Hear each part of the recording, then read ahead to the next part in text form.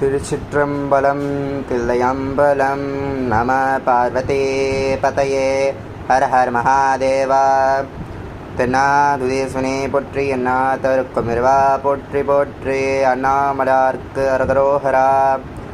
ஆன்மீக நண்பர்களுக்கு வணக்கம். இன்று நாம் பார்க்க போகும் பதிகம் மிகவும் சக்தி வாய்ந்த பதிகம். அதாவது 12 திருமுறைகளில் தேவாரத்தில் இந்த பதிகம் வந்துள்ளது.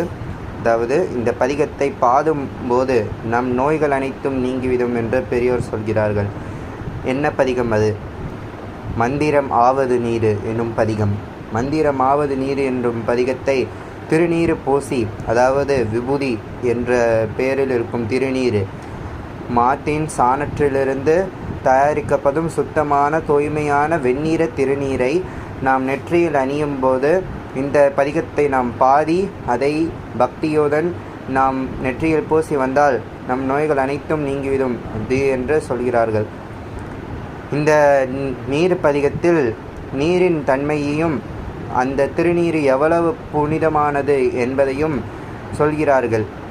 இந்த பதிகத்தை தினந்தோறும் நம் இல்லத்தில் பாராயணம் செய்து திருநீர் பூசி வர நம் உடம்பில் உள்ள எல்லா நோய்களும் நீங்கிவிடும். இந்த திருநீர் பதிகத்தை நாமும் இனிமேல் நம் வாழ்வில் பயன்படுத்தி நோயற்ற நல்ல வாழ்வினை வாழ்வோமாக. திருச்சிற்றம்பலம் தில்லையம்பலம். நம பார்வதி பதையே. ஹர ஹர மகாதேவா.